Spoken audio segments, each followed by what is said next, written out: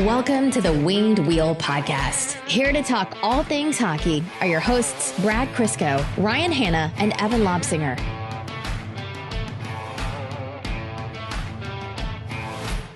Seems fitting, huh? The last episode that you and I have before, the last episode that we have before our 7th anniversary of the podcast. The plans went out the window. We're recording remotely because you, Brad, got COVID. Glad to hear you're doing okay. And Evan's not here. So we're really going back to our roots. Brand. Yeah. All seriousness, though, Evan and his girlfriend had to put down one of their cats today. So our thoughts are with them, and sorry for the loss to their family. And we'll be looking forward to having Evan back on Sunday. Brad, you caught it, man. You couldn't dodge it forever. I this whole time I've been saying it's not if, it's when. I knew I was going to get it. I only have 3 things in my life, but all 3 things have heavy interactions with the public. I work with the public. I have children, one of whom goes to school, so I get all those germs coming home, and I play hockey. It was happening. I don't do anything else in my life, but one of those things was going to cause it. Yeah, the 4th thing is the podcast, but you should know that Evan and I are hermits, so we're not actually any additional exposure. Yeah, you already had it, and Evan doesn't leave the house, so I wasn't worried about exposure there. Well, I already made my short jokes on Twitter today, so I won't do those. But again, you're faring better than I did. I sounded miserable. Yeah, so the actual story of how I found out sucked because the timing could not possibly have been worse from a public health standpoint. So I woke up about Sunday afternoon. I started feeling a little phlegmy, like not sick, just, you know what I mean? When you're not stuffed up in your throat, but you kind of feel it. My allergies do that to me once or twice a week. Like, I don't think anything of it when it happens. I just get home and pop my allergy meds and I'm fine. And so whatever, I didn't think anything of it. Go about my day. Sunday, wake up Monday, I feel no different. Nothing's getting worse. I'm like, yeah, it's allergies. It's fine. I have a beer league game that night, so I go out, play, whatever, like I do every Monday night. And given that it's beer league, I give it exactly 15% effort, not trying whatsoever. I get off the ice and I feel winded. Like, I'm actually winded. I haven't been winded in a beer league game in like 10 years. So I'm like, okay, that's weird. We're coming off the month-long shutdown. I'd only played really 1 game before that game. So I'm like, okay, I'll chalk it up to rust. I get home. I've got an email. I open it. It's from the GM of my other team, my actual team. One of the staff members on the team tested positive and they were at the game Friday night. And I'm like, oh, cool. That's fun. Then all of a sudden they're like, if you have symptoms, you should probably, if you have a test yourself. And I'm like, I don't have any. And I started thinking about it. I'm like, well, it was a little stuffy. I did get winded really easily. Should probably take a test. So it's like midnight on Monday. Take the test. Shit, I have a lot of people to text now. On that note, why don't we say welcome to the Wind Wheel Podcast. Remote for this episode, not in studio. I am one of your hosts, Ryan Hanna. I am Brad Crisco. Still. And Avin Lobsinger. What's wrong with me? Evan Lobsinger isn't here this episode. He'll be back on Sunday. What an unfortunate episode. I have COVID and you're having a stroke. Yeah, live. I hope I make it long enough to publish so you can all hear it. And unfortunately, also, there's a ton of content to cover, so I better stay coherent. On this episode of the Winged Wheel Podcast, there's a fantastic amount of coverage to be had for everything happening across the NHL. The general theme is tire fire, and this doesn't extend to Detroit this time around. So we'll be talking about the Red Wings win over Philadelphia. We'll have a lot of good things to say about surprise Moritz Seider. Lucas Raymond is in there. The Guelph line. We'll have some conversations about the lineup if and when Vrana comes back. Some news on Hronik, and then some idle rumors about how Yzerman can leverage the cap. And then depending on time, we will talk about that Arizona arena deal, which has been certified to some capacity today. Cleaning house in Montreal this season after they made the Cup finals. Ken Holland fired a coach, believe it or not, and whatever else we get to before overtime. Before we do all that, I of course want to talk to you about the Jamie Daniels Foundation and how we support them. The way we support the Jamie Daniels Foundation is through the Wings Money on the Board initiative, which is something that we started in partnership with Prashant Iyer, good friend of the podcast. Wings Money on the Board is when you watch the Red Wings and you make pledges based on what they do on the ice, whether it be wins, Moritz Seider hits, Lucas Raymond goals, Guelph line points, whatever you want, however much you want. Watch, pledge, and then eventually donate to the Jamie Daniels Foundation. We have tons of great giveaways and prizes involved as well. So visit wingedwheelpodcast.com/blog and click on the Wings Money on the Board post to read more about that, and visit jamiedanielsfoundation.org to find more about what they do and how to support them beyond. Okay, the Detroit Red Wings came off a long All-Star break. It was a lot of days off, actually. 7. It was a full week off. They had Wednesday the 2nd against LA, and then this was their first game since. So Wednesday night, took to Philly, and for the first time in 25 years, they won a regulation game in Philadelphia. The last time they did this overall was on June 3rd, I think it was. Game 2 of the Stanley Cup Finals in 1997. And the last time they did it in the regular season was also 1997 at the end of January. So 25 years since they've won in regulation in Philly, and they did it last night. What can't Lucas Raymond and Mo Seider do? That was from the start of the game, right? You could see that Lucas Raymond was really, really energized. I think there's more to be said about how his kind of peaks and valleys have gone over the season, and it's not anything of concern. I think even when he was at his lowest point, he was leading rookie scoring, but Lucas Raymond has been hotter at points, has cooled off at points as he's progressed through his first full NHL season. And I was thinking about it before the game, like, you know, this is pretty normal and we see it, although for a player of Lucas Raymond's caliber and for the kind of minutes and teammates that he has, or line mates that he has, I'd expect him to have another bounce back where we see a little bit more of Lucas Raymond that we saw to start the season. It took like 10 minutes into the game and there was 3 points between the two of them, Raymond and Seider. Raymond he was making plays out of nothing. He was displaying every separate facet of his game. Looked fantastic. These kind of natural breaks in the season, like the All-Star break and stuff like that, are going to benefit the guys who haven't done an 82-game season the most. Lucas didn't even really get his COVID break when he was on COVID protocol because the rest of the league was on break as well, so he didn't actually miss any games, I don't think. So, no, it was good. Mo Seider's a freak. He doesn't count. But with Lucas, we've seen the effect this year of when the schedule gets tough and gets long and they have those stretches of like 10 games in 20 days, it does seem to affect him more than the rest of the team, which is understandable. He's never played a schedule like this in his life. So the fact that he got a 7-day rest and came out of the gate on absolutely fire shouldn't be surprising. And it was good to see that, you know, it was still good. And I mean, he had his new line mate blended in with their line seamlessly and looked great. So that was a good start. And especially when you have a second line clicking, like the Guelph Connection is right now, it really does take the pressure off the top line, which actually does free them up to play better. Because, you know, when players can play a little looser and they're not necessarily getting the tough matchup 100% of the time, these are the natural results. Yeah. And like you mentioned, it was bound to happen. There's natural breaks in the season and things like as the lineup gets reconfigured and as guys get re-energized and whatever it might be.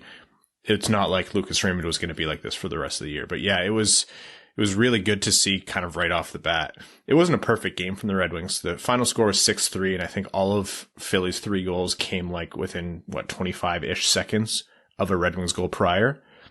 So this was just like a quintessential. This is the game that we referenced actually recently because the Red Wings did something like this. We were saying, if this is how the Red Wings are going to play for the rest of the year, where it's just absolute wild card, let's do it. That's amazing, because what happened? Offense was firing on all cylinders. Moritz Seider on defense was doing Moritz Seider things. The rest of the defense, which there's not really much to be said about what they're doing right now, might not be fair to individual guys at certain times on the ice. Like, I think Lindstrom, for example, deserves a lot of appreciation within the context of his role. But overall, the Red Wings defense is weak. So, yeah, if the Red Wings are going to go balls to the wall for 60 minutes on offense, and their defense lets them down for 3 goals or 4 goals or whatever it might be, but they end up winning the game, or at least they produce for 60 minutes, that is quintessential 2021, 2022 Red Wings, and I'm here for that kind of performance. I loved the fact that they pushed for 60 minutes. If you can get that kind of effort most nights, I don't care where they finish in the standings. I'm not pressed about it at all, because that is huge for the team. It's huge for learning how to win. And it's huge for the development of guys like Raymond, Seider, bringing guys like Zadina back into form, things like that. Yeah, if you take the macro view of one game, that game should not be surprising. But it was exactly what we've come to expect of this team. You know, outside of an empty net goal, that game on offense was carried by the top 6. They had 4 of the 5 goals with Carter Hart in net. And, you know, Joe Veleno set up Giovanni Smith for the 5th goal, which was good to see because, you know, depth scoring has been an issue for this team. So getting that was good. But again, it was the team being carried by the same group of players, which is good because these are the players that are the core of this team going forward, the future of this team, the guys who are going to stick around. I really do not care what Sam Gagner or Adam Ernie do. Like, if I'm being honest, they're irrelevant to this team going forward in the terms of contender window. You know, and even if you do end up trading a Robbie Fabbri, a Tyler Bertuzzi, hey, all they're doing is pumping up their trade value. So that's a win there.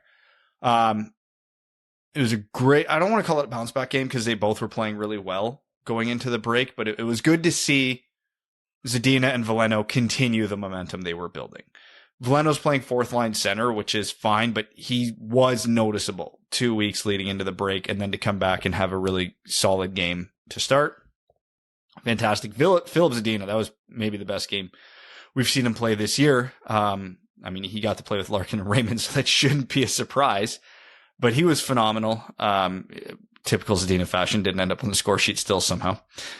Poor guy. But, you know, it was all the boxes we hope they'd check, minus Nedeljkovic not really being on his game. So the macro view is good. Obviously, we'll get into the minutia of the game shortly. But yeah, they are who we thought they were. And we should be fair and point out, Philadelphia is terrible. I cannot understate how bad they looked that game. I thought the Red Wings were a team that missed a lot of the little details of the game and got exposed.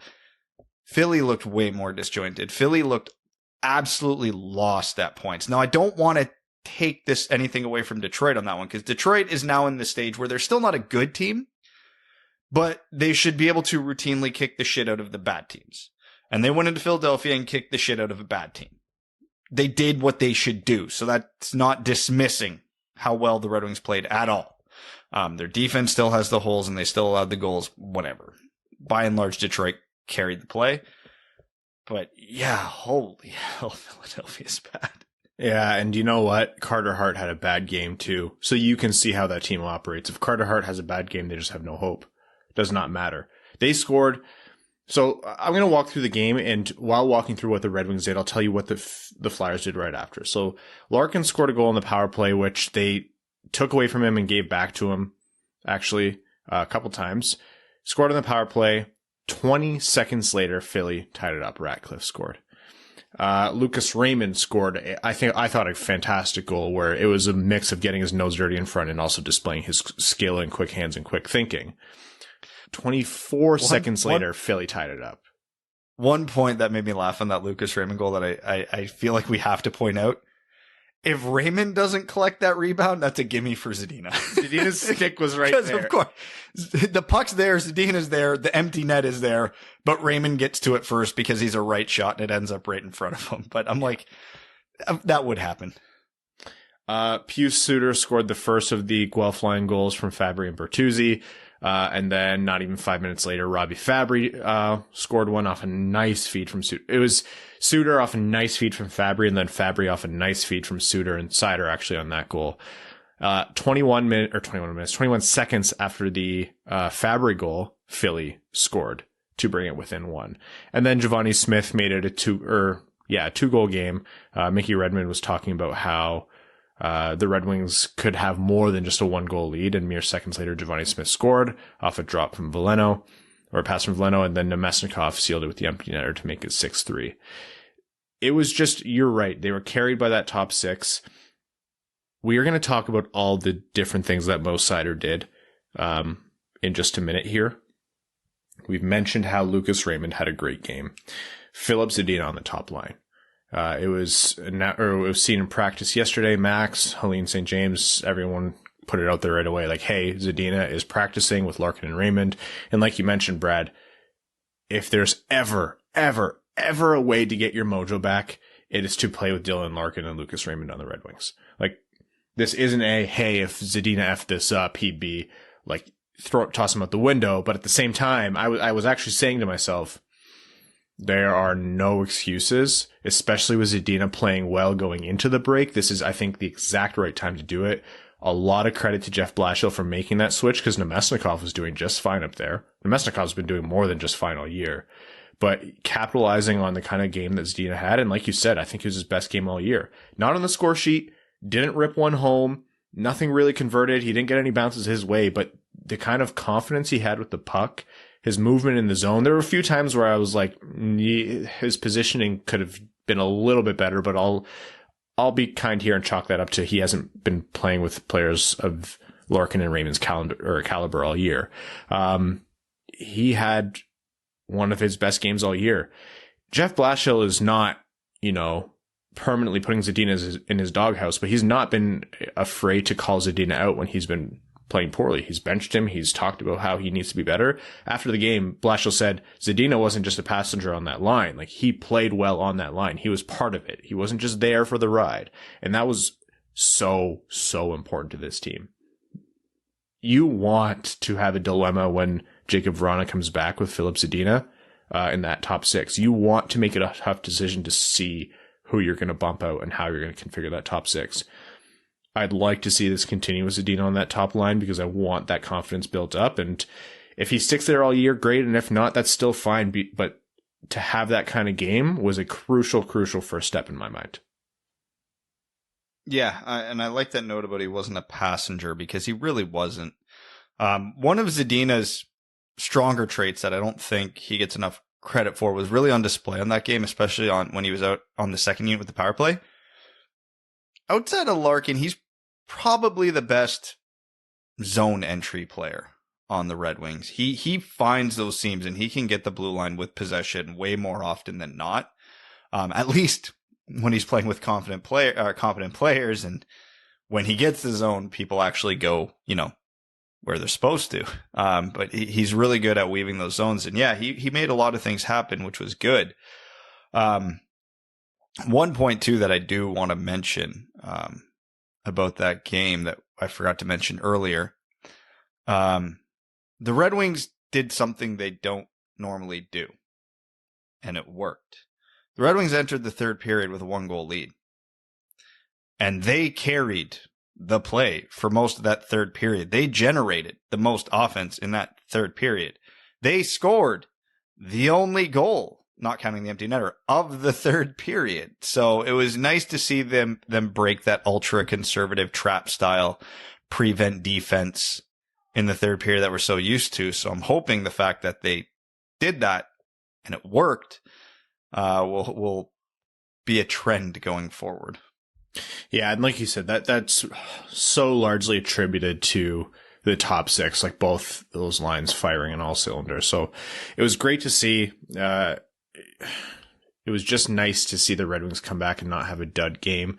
It's easy to forget, but that game against LA wasn't good at all. Like there were a few moments here and there, but overall they got severely outplayed by a better team. Larkin, no Vegas hangover for him.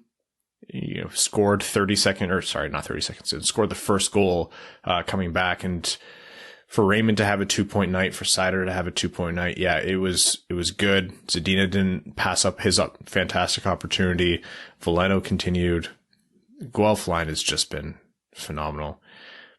All of that still, what a great problem to have, that all of that still pales in comparison with the general conversation of that game, which is every single night we watch Mo Seider, we end up saying, put that on his Calder highlight reel. Put that on his Calder audition tape. Put that on his season highlight reel.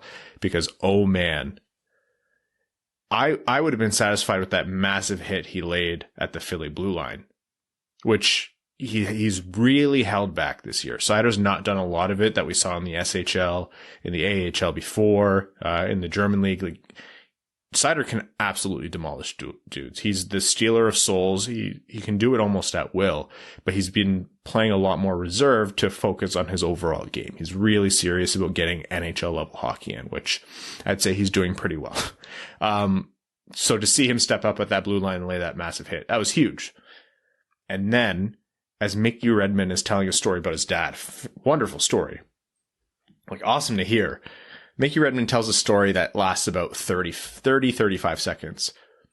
For the entirety of that 30 to 35 seconds, Moritz Seider, whilst on the penalty kill, picks up the puck, travels from his own zone, through the neutral zone, into the Flyers zone, through players against pressure, being hit all the way through, and he had an assist at one point in a board battle from a teammate, carried the puck back out of Philly's zone, into the neutral zone, passed back to his own zone for his teammates to finish the possession. Killed a quarter of the penalty kill single-handedly. Killed 30 seconds almost single-handedly. I have looked at so many different Moritz Seider plays, small ones, whole shifts like that, offense, defense, big hits, whatever, zone reads, whatever it is. That one for me, for now, is the top of the list of if you can submit one highlight, submit that for his Calder Trophy nomination. We've talked about he's had his Calder weekend. Now he's had his Calder shift. I mean, he's fourth in rookie scoring. Only 1 point behind Zegras and Lundell now. 6 points behind Raymond. How does this guy not win? Like, something would have to catastrophically go wrong for him in the second half of the season. Again, I know it probably won't happen for all the reasons we've laid out in previous episodes. I disagree. I think it's the most I think almost everyone agrees now. Even if you look at Zegras discourse, people are like, hey, Zegras is doing great, and here's why I'd make the argument for Zegras over Raymond, which, I mean, depending on your angle, might be fair. But I don't see anyone bringing him to the level of Seider that's at least reasonable. No, he is, like I said, only 6 points off the rookie scoring lead as a defenseman who's playing among the toughest matchups of any Red Wings defenseman. He is not being sheltered. He is not being given favorable deployment. And he's still, and I think he's, overall over the season, I don't think he leads the Wings in average ice time, but over the last month or two, he has comfortably. And what he's doing is remarkable. And we talked about with Max and Prashant, it's not just in one way. Pick a zone. Pick a area of the game. He's excelling. He's the best at it on the Red Wings. Who's the best defensive defenseman on the Red Wings? It's Mo Seider. Who's the best offensive defenseman on the Red Wings? It's Mo Seider. Who's the best transition defenseman on the Red Wings? It's Mo Seider. Who's the best hitter on the Red Wings? It's Mo Seider. Who's the best passing defenseman on the Red Wings? It's Mo Seider. Like, he's doing everything. And who's the biggest rock star defenseman on the Detroit Red Wings? Mark Stahl. But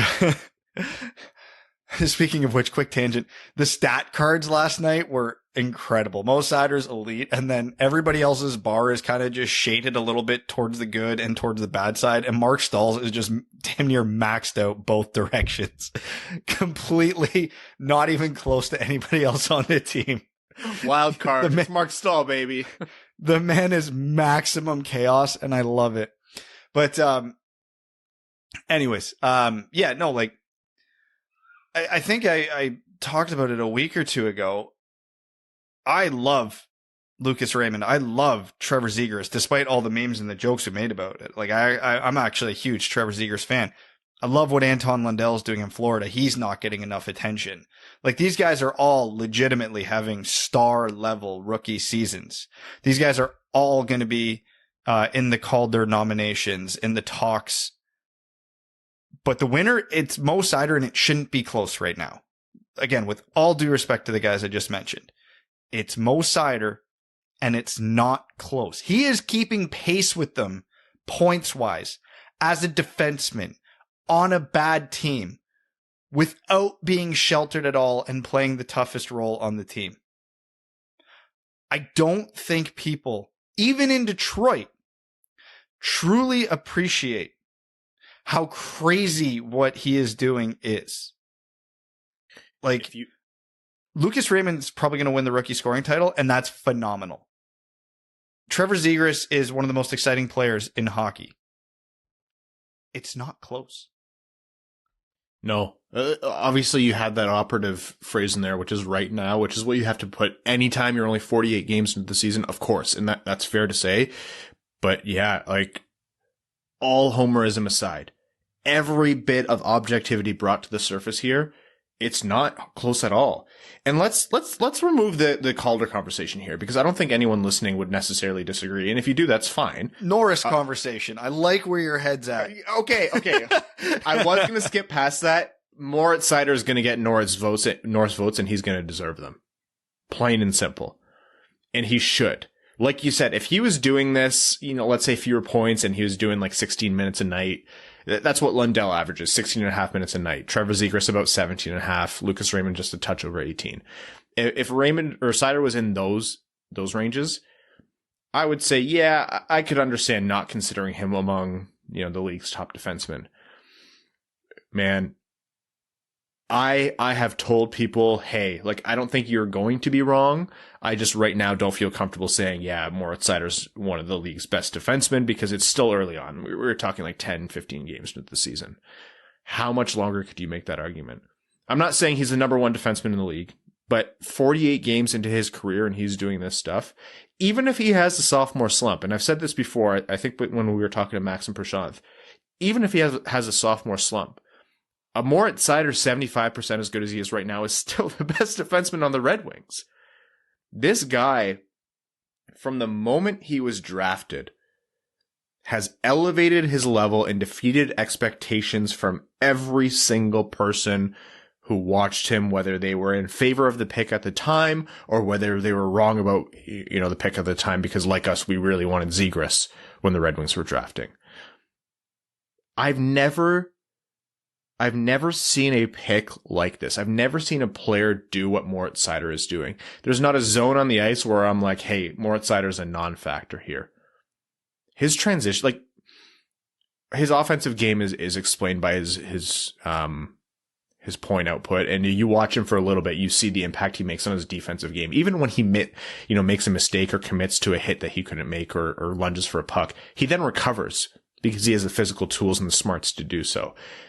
But his transition game, a guy that big, who would have every right to be twice as slow, but no, the way he skates, he's so smooth and he pivots. It's not just fast and straight lines. He is a smooth skater. He can transition, he can pivot, he can, pull tight circles, he can make guys miss with head dekes and body fakes, protect the puck. He can do whatever he wants to do.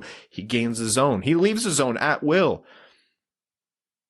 Moritz Seider impacts every part of this game.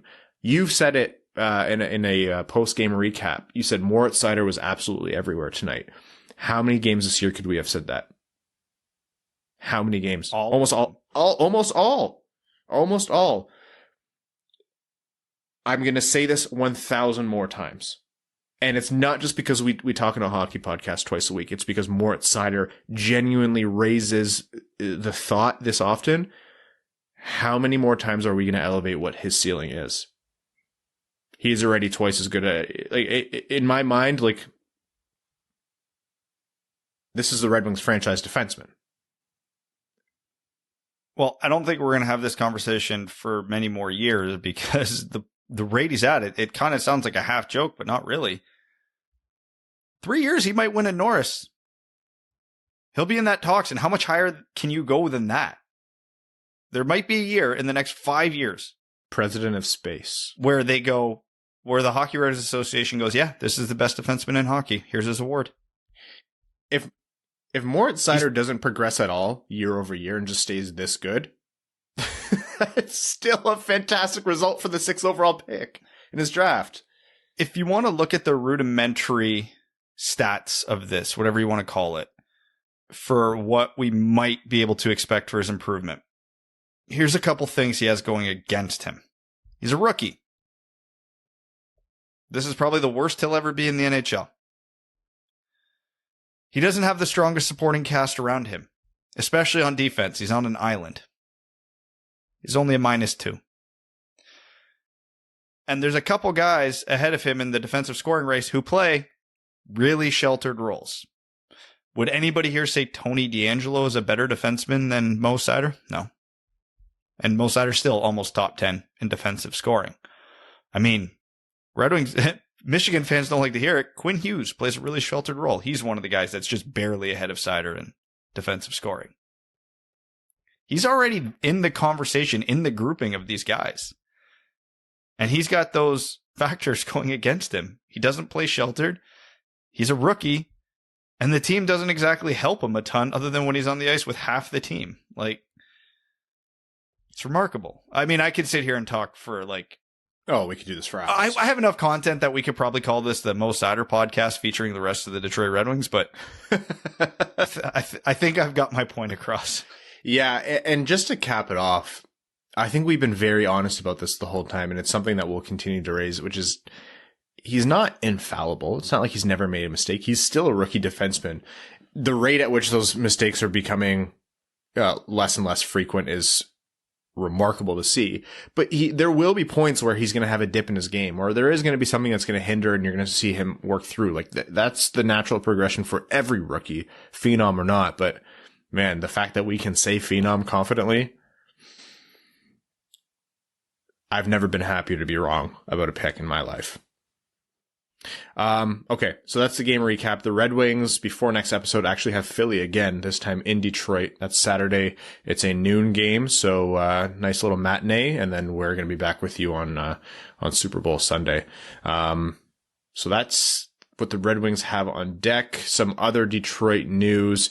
Filip Zadina's been added to the COVID protocol, so there's obviously we had that little rush there around Christmas time where seemingly every player went in and out. It's been a little while, but Hronek has been added, so hope he does well and that he has a quick recovery and makes it back.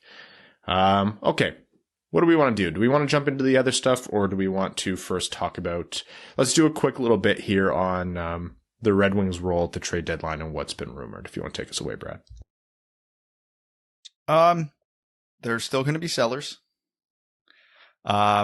I don't know. There's a couple of things going on right now. So the Red Wings have the ability to retain salary on 2 more players this season because there's a cap of 3 players in the league, and they already have retained on Richard Panik.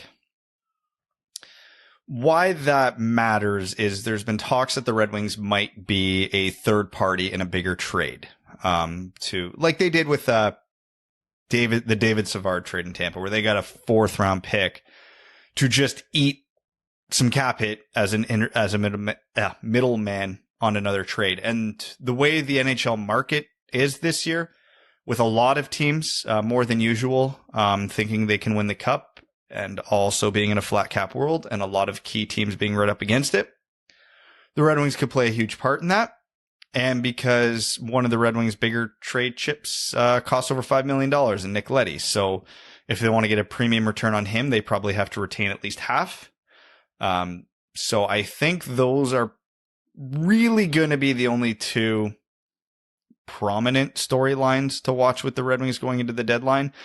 It is Steve Yzerman, so like a Bertuzzi trade could always come out of absolutely nowhere, but realistically, I think we're looking at Leddy probably going, and the Red Wings trying hard to act as a middleman to get a free pick. We might see a Nemesnikov trade. We might see a Sam Gagner trade. We might see a Mark Stahl trade, but I don't think those last 2 particularly have much, if any, trade value.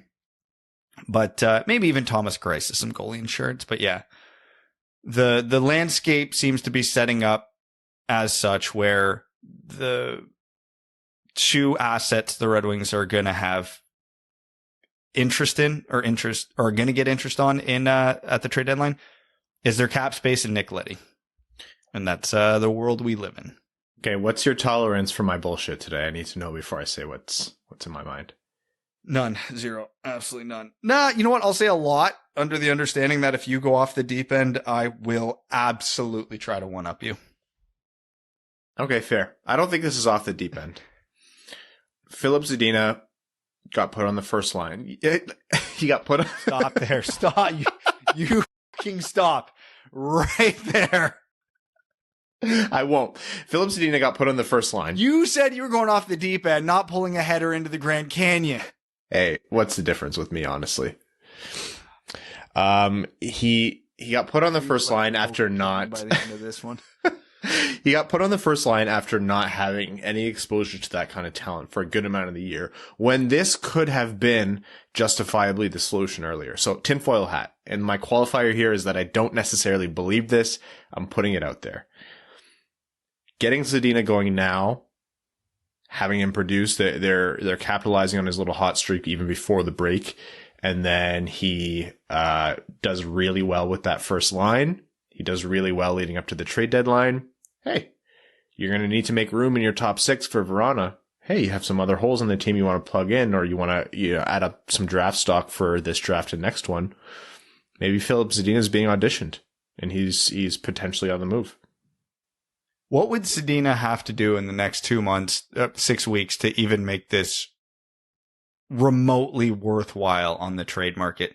With the way his season went, pace, yeah, he would have to be a point per game player at least for the next 6 weeks to even garner anything close to a good return. Because are you moving Filip Zadina for anything less than what looks like could be a mid first round pick?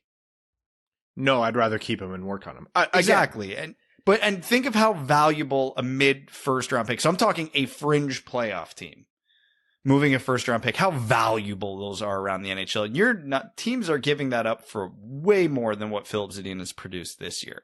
What's more likely here, and if we're going tinfoil hat, I don't think either of these things are true, but I'm just going to compare. What's more likely is they're giving Zadina a shot in the top six, because if he can carry his weight in the top six, they can plug Jacob Verana into the top six to replace Tyler Bertuzzi, who's much older and going to get a much better return. That is more likely than trading Filip Zadina. So you want to go tinfoil hat theory? Sure. I would not be surprised if Zadina is in the top six for trade reasons, but it's not the one you laid out, because someone has to plug the hole. Because what are you getting for Filip Zadina right now? A second round pick and a half-ass prospect? You don't take that. There's a better likelihood that Filip Zadina bounces back than whatever that return is going to get you. What is going to get you legitimately top end premium return? I don't know, a point per game player. So yeah. Okay. Fair play. But I don't think either, for the record, let me be very crystal clear. I don't think either of those things are true. I'm just saying that's more likely than the alternative. Either of us have read comments before anywhere in our life when we have to keep qualifying. We don't believe this is necessarily going to happen. But no, you're right. And I think you're inherently right in the logic there. And it's funny, Evan is not here for one episode and you and I just go off the deep end with stuff that we don't even necessarily believe, but we're just going to give the airtime.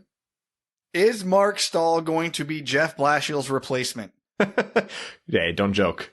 Don't threaten me with a good time.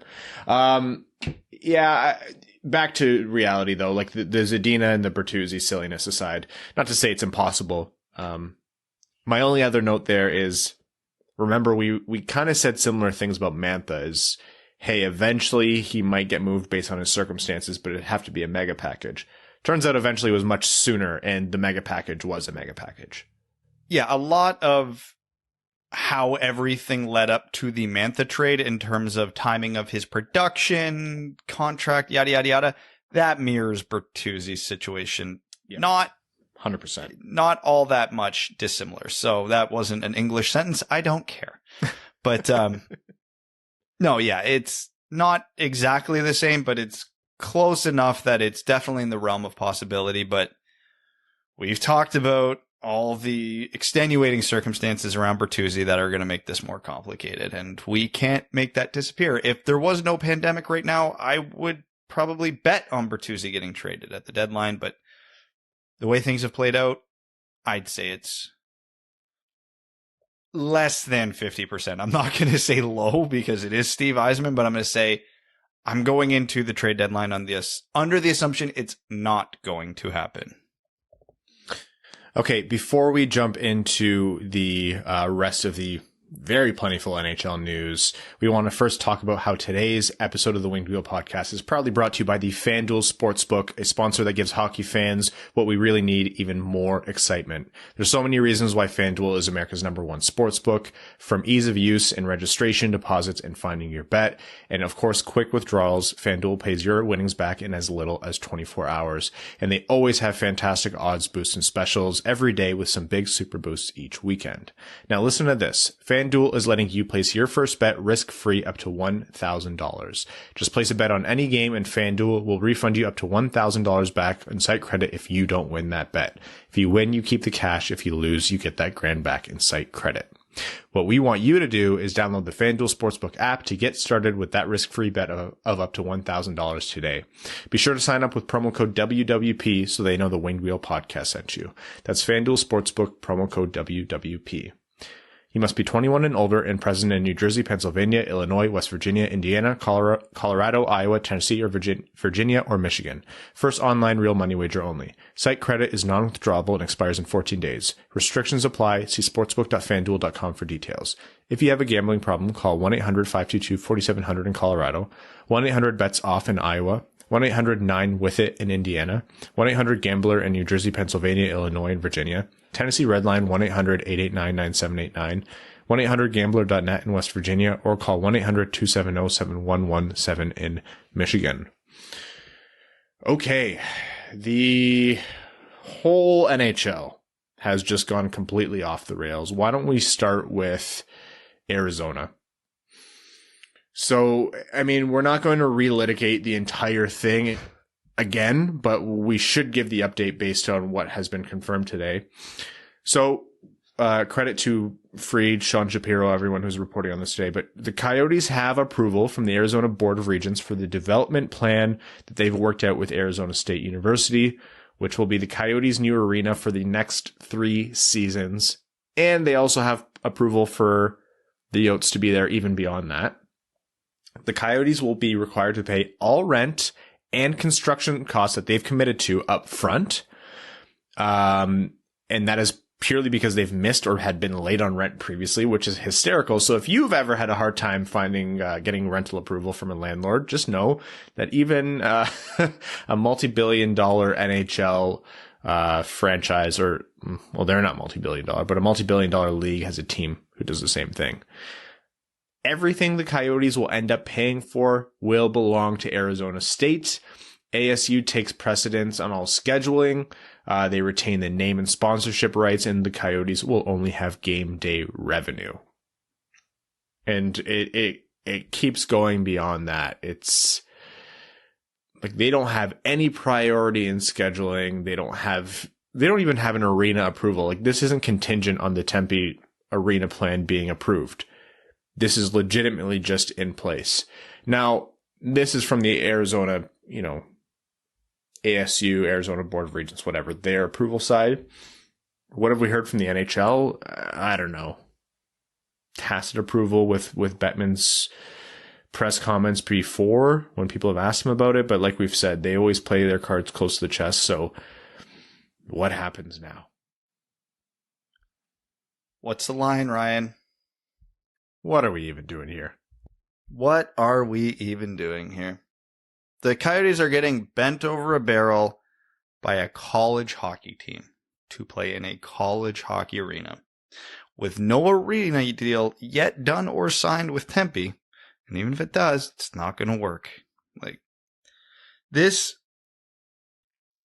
And good for ASU, let me say. Like, they're not the bad guys here at all. No, they're not at all. Hey, you want to come squat in my house that I'm building? Fine. Then pay to make it bigger.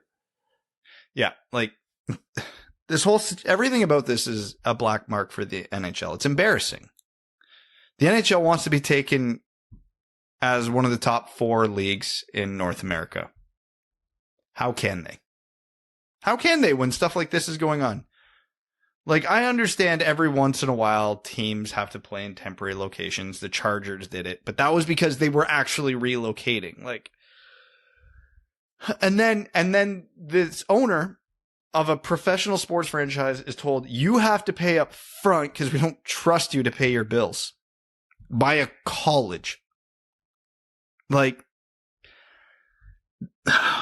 this whole day was just embarrassing for the NHL and shining a giant spotlight overall on why the NBA is way more popular than hockey.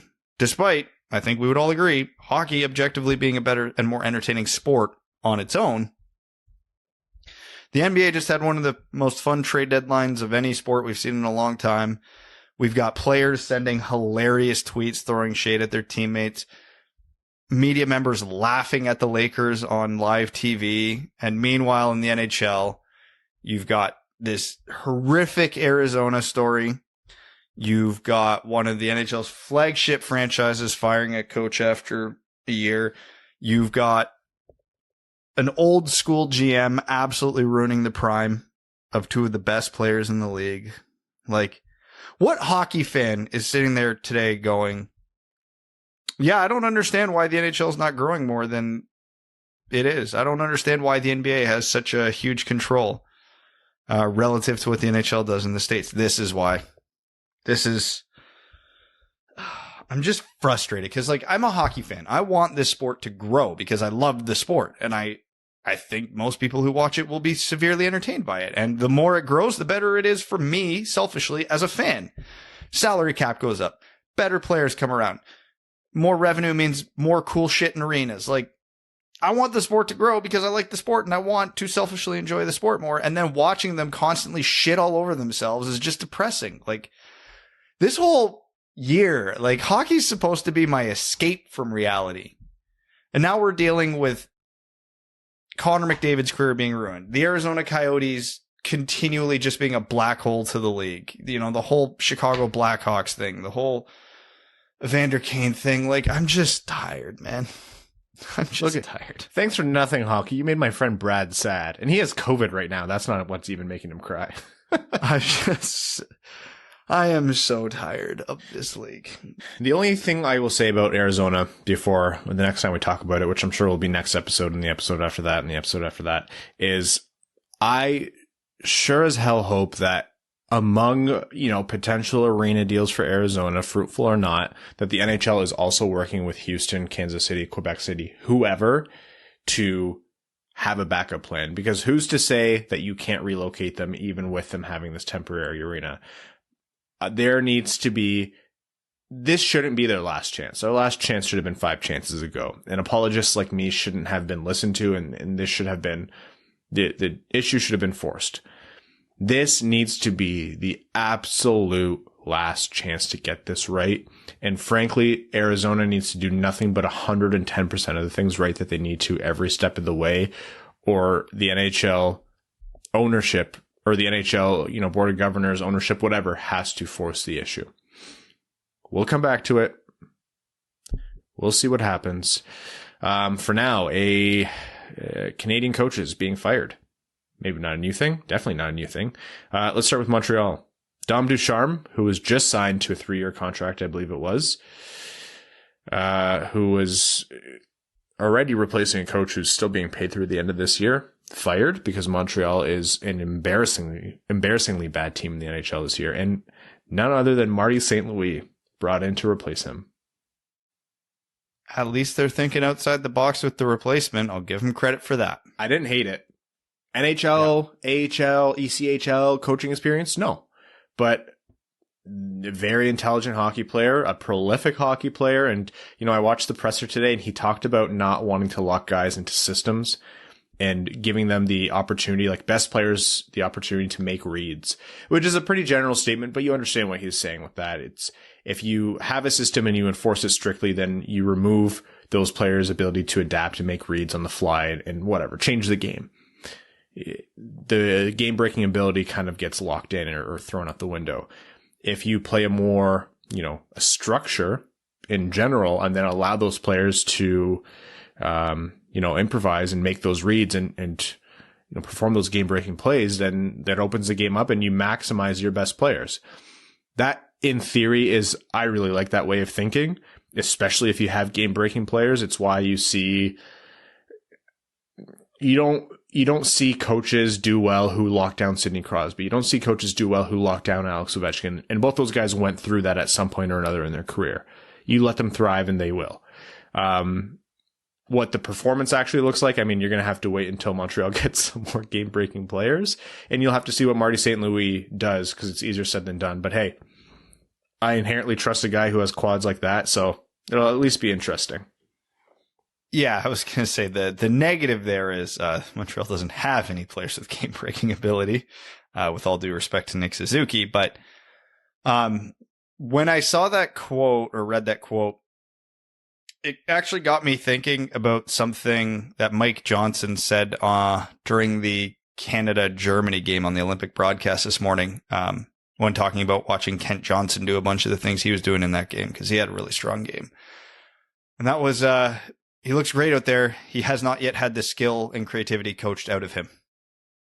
So as a player like Marty St. Louis, who was a very skilled and creative player, I'm not hoping Montreal becomes good, but I am, for the sake of the game, hoping guys like St. Louis succeed, because I think that is the recipe, loosely, to be a good team.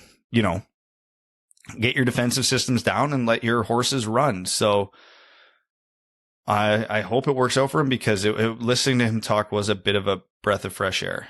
So we'll see. Montreal's done just about the exact opposite of right on everything they've done since the Cup final run ended. And now they're going to get right in the draft. No, man. They're going to put Shane Wright in Arizona so he can take the pressure off and play in a smaller arena next year than he currently is. I wish that was sarcasm. Anyways, but yeah, so I don't know. It was a relief to see something different. And actually, on that note, I know we didn't have it in our show notes, but I do just want to give a small shout out while we're talking about positive things Canadian teams doing. Jimmy Rutherford in Vancouver, absolutely breaking the old hockey man mold. Yeah. Hired Rachel Dory for their analytics department, and then hired two women, Cami Granado and Emily Castonguay, as assistant GMs. So Vancouver breaking the mold over there. Yeah, very cool to see. Speaking of breaking the mold, Ken Holland fired a coach. Dave Tippett out as head coach of the Edmonton Oilers. Connor McDavid's on his, I don't know, was it sixth coach or something like that? What was the stat? Ryan Nugent-Hopkins is on his 12th coach in 11 years. Oh, sorry. McDavid has his 4th coach in just 6 seasons. And yeah, that sounds about right with Nuge. I can't remember the exact number, but I saw it floating around, and oh my God. And you forget the Coyotes, fold the Oilers. Jesus. And you know what? Edmonton media is funny, and the direction they're going to run with that is they'll blame McDavid and Draisaitl before the administration. But Ken Holland here, once you're firing your coach at this point in the season, your seat is hot. Whether you like it or not, and whether anyone will admit it or not, you are not performing to where you should. We were talking about this pre-show, Brad. Ken Holland's hand was forced. He doesn't like to do this. Think back to Dave Lewis with Detroit when Dave Lewis left as coach. If you remember, Dave Lewis wasn't fired. They allowed his contract to expire, and they actually kept him on as a scout before he got hired elsewhere. This is not Ken Holland's way. He knows that he is squandering time with Connor McDavid. He knows that things have not gone remotely close to how the Oilers brass wanted to when they brought him on. One thing that I said to you, Brad, which I want to repeat on air here, is Ken Holland did not come into a situation that was a blank slate. Steve Yzerman had to do a little bit of work, I think. There was stuff where he had to make a tough decision or make a big move GM-wise to kind of clear the board and have a true blank slate. I don't want to say it took no work, but Ken Holland followed up on Chiarelli and, what came before him and all the enabling, even above Chiarelli in the Oilers organization. He came into some shit, and it would take a mastermind to undo it. Evaluating what Ken Holland has done over there, his best move was average in my mind. And there have been a lot of questionable ones that have just set them down the exact same path they've been on the entire time. We joke about, save Connor McDavid. Man, as a hockey fan, this is getting sad. It's getting sad. Yeah, I've got a lot of thoughts on this, so I'll try and shorten it down and go point by point. So circling back to what you said about his seat being hot, I don't think he thinks it is, whether it is or not. He's almost blatantly said, like, saying I'm not giving up my first round picks or any of my top prospects for short-term gain this season. He immediately thinks he's got next season no matter what happens this year, which, based on how the Oilers operate above him, is probably true. He's in no rush when he should be. You're right. He walked into a bad situation. Other than having Connor McDavid and Leon Draisaitl, two of the best players in the world, which is a good head start, everything around them was on fire. So Ken Holland came in and lit more things on fire.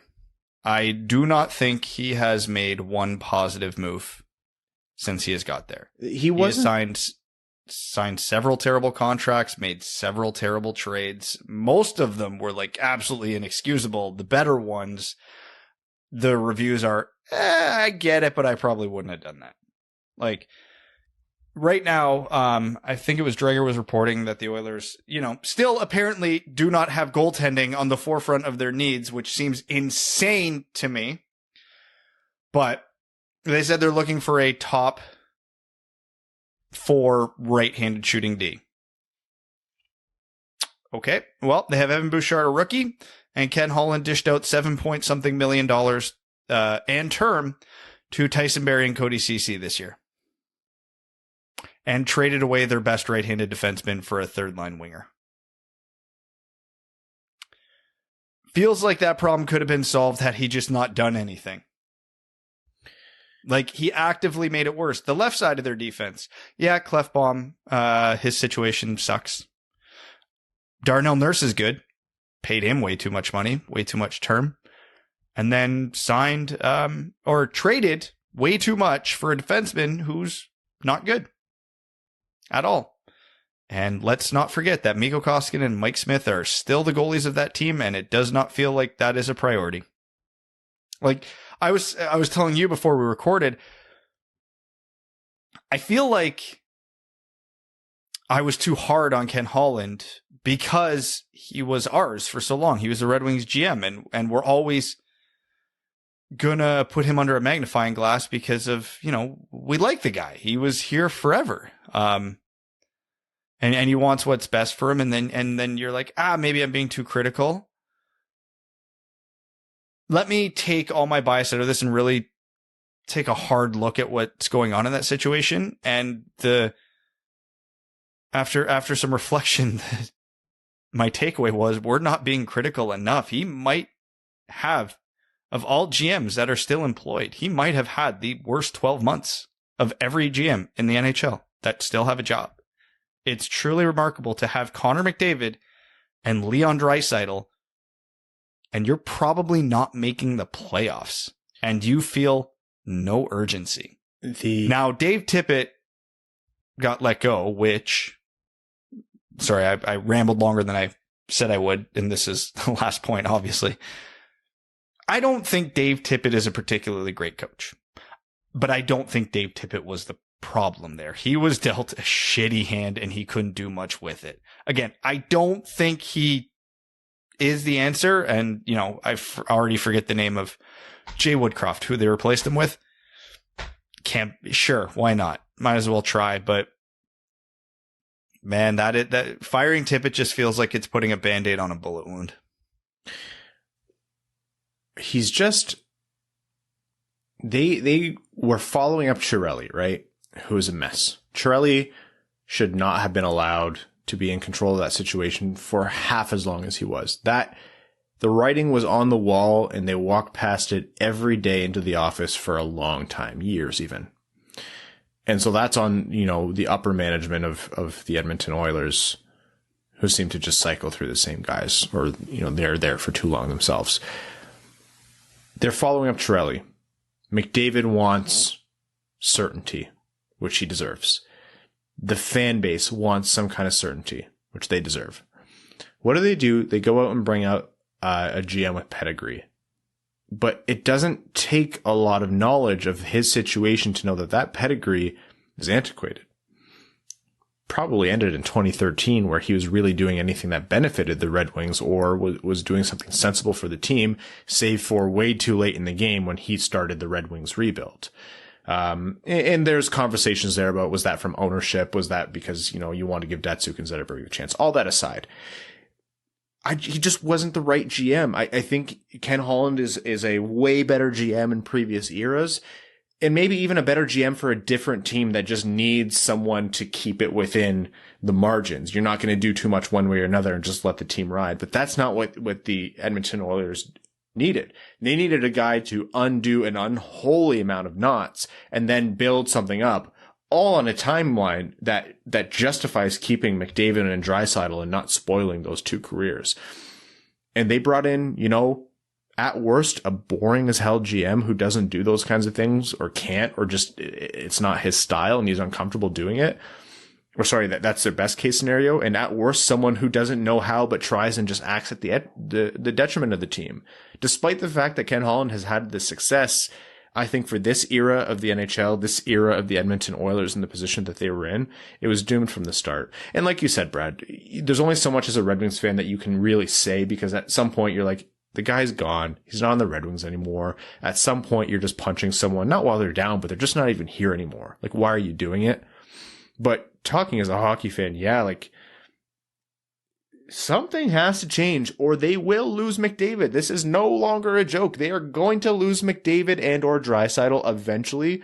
Those guys don't play and compete and perform at the level that they do to not make the playoffs this many years in. Imagine Sid had to go through that for this long. Just wouldn't, it wouldn't happen this way. Anyhow, that's enough about Ken Holland. I think there's going to be plenty of discourse on him. Some quick notes before we jump into overtime here. Brad Marchand punched Tristan Jarry in the face and then high-sticked him while leaving the ice. Got a 6-game suspension for his efforts, and I think now holds the single most individual suspensions in NHL history. Something like that. He does. As someone who can appreciate when Brad Marchand is a heel, bonehead. What an idiot. Like, just an idiotic play. Absolutely stupid. And as punches Jarry in the back of the head out of nowhere and then sticks him in the face.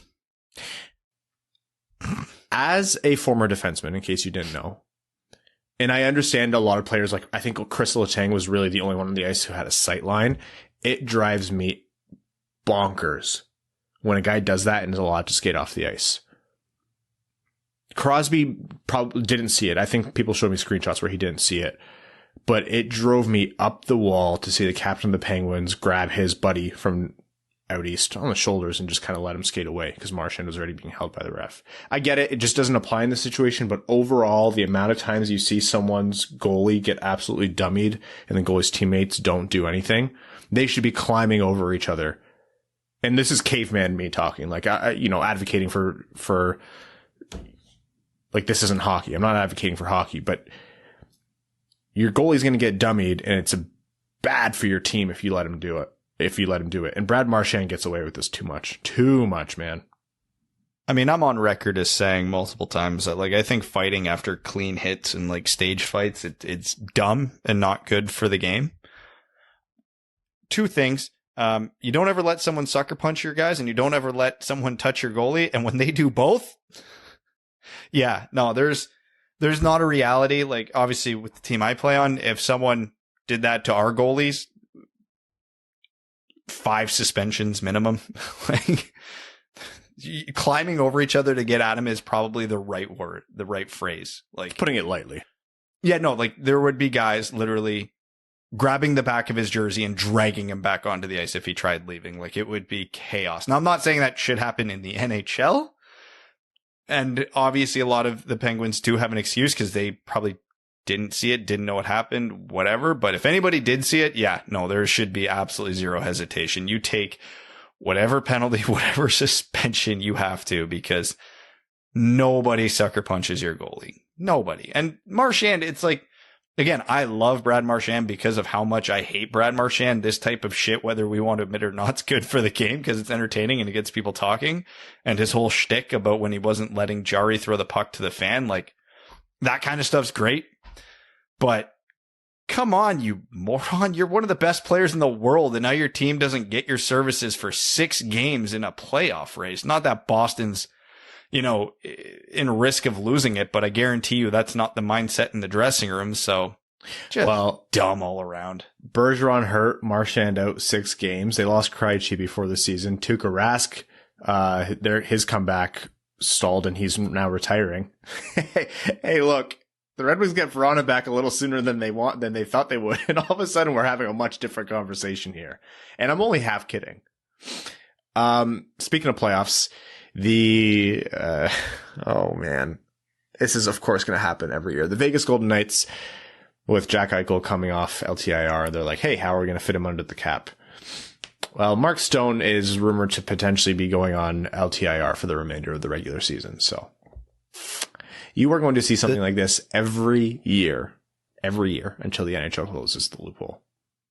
First thing, couple reports came out from Vegas beat writers that apparently Mark Stone is legitimately hurt. He has missed several games this year because his back is wrecked. So let me be fair to Mark Stone on this one. That being said, the salary cap's not real and the NHL can't get it right. I'm sorry. I didn't like it when it happened last year. Same thing is going to happen this year with Vegas. They're going to be 10 mil over the cap or whatever Mark Stone's salary cap hit is going to be going into the playoffs. The salary cap's not real.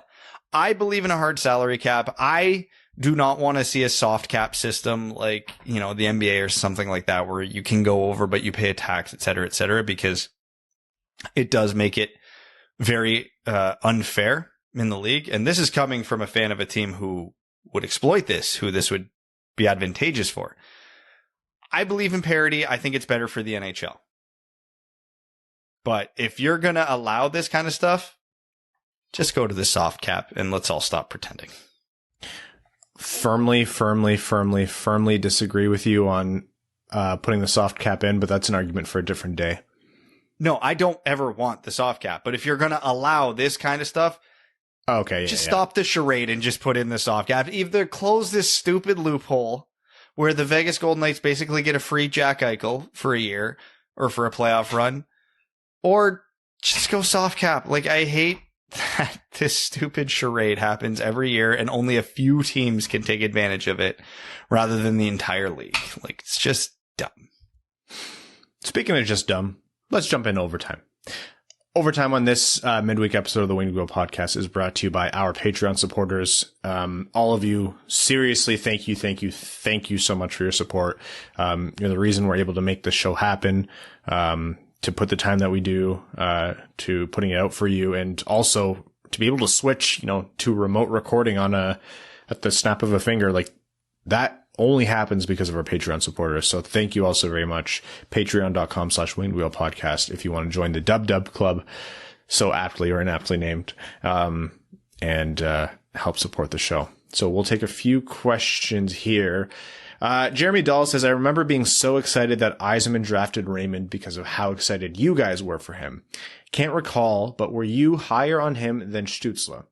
And so far, Raymond looks better than the 3 picked in front of him. Don't you think? Do you think he can keep that up? Oh, and Seider is just awesome. That's all. I'll take this off air. So one thing I actually very vividly remember is Stützle's rise. None of us were saying, oh, this isn't worthwhile. You saw why Stützle rose, and it was very much the league was getting wise to him, coming out of Germany, and it's an underscouted league overall. So they thought, yeah, Tim Stützle deserves to be picked this high. We figured Tim Stützle was going to be off the board, but one thing I remember us saying, and I'm not whining here, but we took a lot of heat for this by saying Lucas Raymond at 4th overall might be a steal because you can make an argument that he could be, and Brad, you put your neck out for this one. I very specifically remember you saying it. He could be the 2nd or 3rd best player. And not guaranteeing it, but he has that capacity. And even the notion that he could be better than Stützle, because it was considered 1 gap, 2 small gap, 3, and then everyone else. Even the notion that Raymond could have been better than Stützle was kind of laughed at. And look where we are right now. We're only so far in, but look where we are now. So the one thing I remember the most about what I was saying leading up to that draft, and I was pretty adamant about this, was there was a group of 4 at the top, and it was a very well-defined group of 4, and Lucas Raymond was in that group. I think I ultimately settled on him at 4 because, people who are way better at this scouting thing than I am were adamant that Byfield and Stützle were that good, despite how high I was on Lucas Raymond. That's one of those ones where if I was a braver man, I would have had Raymond at 2 because that's where he was in my head. But I do trust people who are smarter at this than me, than I do myself. So I do take their opinions very seriously on that. And that could still very well end up being true. But I think the phrase I used at one point is Lucas Raymond, who I had at 4, is closer to Alexis Lafreniere than he was to whoever was at number 5. Like that top group, that top foursome in that draft had completely separated themselves from the field in my mind. And, Byfield's had real shit luck with injury, but it is kind of shaking up to be that. And so, that obviously, there's other guys who are starting to make a case, but as of now, yeah, it looks like that was accurate. Question from Aaron Hudson says, "Hey boys, where does Vrana fit in when he's back? Zadina looked great on the Larkin line if he can start putting up points, and it would be mad to move him, and the Guelph line is too hot to change." That's difficult. I think with Vrana, you need to ease him in. You're not going to see him on the first line day 1. He missed a lot of time, and shoulder's not an easy thing to come back from. You know that, unfortunately, very well, Brad. But hey, if there's any kind of stasis or there's any kind of plateau on that top line, I think that's where he ends up. I agree. You don't break up that Guelph line.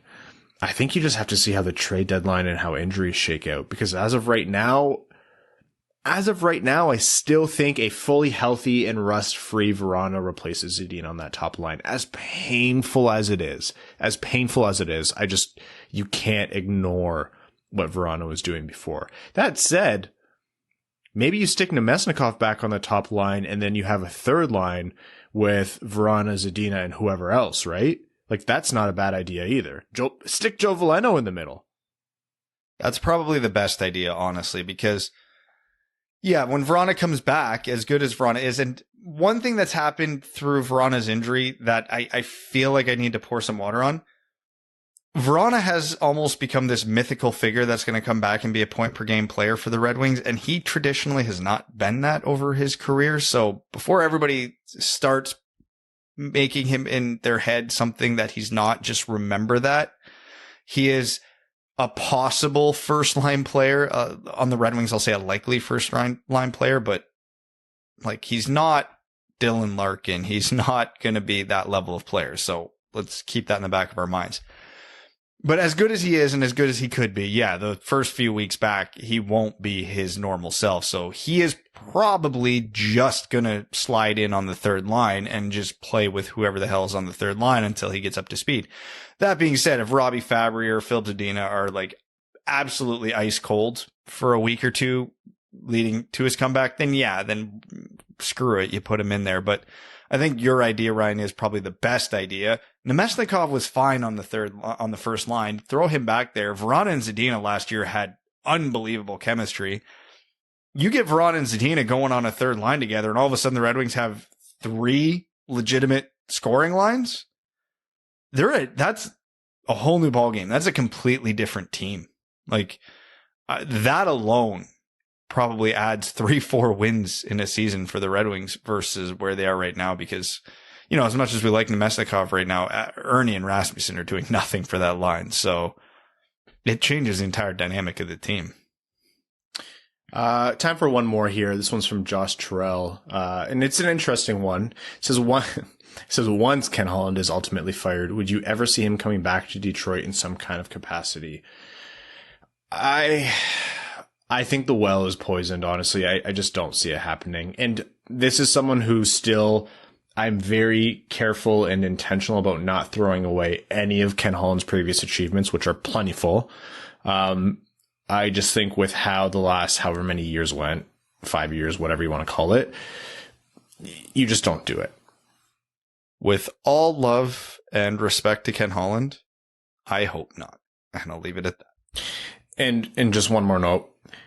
Ken Holland is not the kind of guy for ceremonial positions. Otherwise, he never would have left Detroit. They would have kept him there as long as he wanted a paycheck and to be involved with the organization, even just to be in the meetings. If they listened to him for 5 minutes in every meeting and never took any of his advice, but he was still called the executive VP of whatever the hell, and he got to be there and wear the pin on his suit with the winged wheel on it, fantastic. But that's just not the kind of guy Ken Holland is. Didn't like to be patronized. You could see it on his face. The moment he was ousted in favor of Yzerman, he was looking for something. Edmonton came up, and that was a situation for him. So I wouldn't personally want it. I don't imagine the Red Wings would, and I don't imagine Ken Holland would. I think Steve Yzerman would welcome him back. He's very gracious that way, but I just don't see it happening. Okay, we have to wrap up this so we can record our Patreon exclusive full overtime. Thank you all so much for tuning in, and apologies for the difference in audio. I know recording remotely has its difficulties, so thanks for bearing with us. We want to thank the sponsors of this episode, the FanDuel Sportsbook, as always, and of course, our name level supporters on Patreon, the heart and beat of the show. Heart and beat. Good. I'm going to go. Thank you all. Arjun Shankar, Yves Bartels on behalf of the Sarah Grand Foundation, Kyle Karagitz, Nick Perks, Brett Bailey, Terry Driver of the number 69 Crying Ryan Hanna's Banana Slamma Jamathon, Taylor Tadgel, Matthew M. Rice, B. Diz, Carl Brutana Nanaluski, Chimmy, Citizen High Five, CJ Sully, Craig Kibble, Derek Enstam, DJ Denton, Give Blood, Fight Probert, Greach, Hana Lee, Hassam Al-Qassem, Jay Gollum, Jacob Turner, Justin and the Angry Mob, Kalen Wood, King Tone, Kyle Hashman, Licking Windows for Fun, Matt McKay, R.A., Ryan Hubbard, Scott Martin, Stay Fresh Cheese Bags, Your Friendly Neighborhood Window Peeper, Zach Spring, Alex Blackmore, Andrew Bohan, Sam Bankson, Adam I Wish I Could Finish Like Ernie, Antonio Gracias, Babe Landeskog, Ben Barron, Brad's Dad Moan, Connor Leighton, Dave W., Eric Sinkowski, Evans Bingo Card. I'm so blazed, dude. I don't know what to put here. James Laporte, Jeremiah Adobo, Jeremy Brocker, John Evans, Josh Yelton, Kevin McCracken, Quaz, Logan Stull, Matt Keeler, Matt S., Max $1 million, Revi DeLuca, Terry Actual, The Secret Michael Rasmussen Tattoo on Brad's Left Butt Cheek, Trevor Pebavar, Zach Handyside, and Zach McCann, a driving range superstar.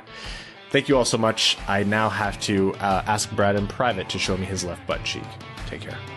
Thanks for tuning in to the Winged Wheel Podcast. Be sure to check out wingedwheelpodcast.com, where you can subscribe to the show on iTunes, Spotify, or wherever you get your podcasts. You'll also find links to other ways to support the show, such as Patreon, official podcast apparel, and more. And don't forget to follow the show on Twitter at Winged Wheel Pod. And of course, the hosts at Brad Crisco, at Ryan Hanna WWP, and at Hockey Town Evan.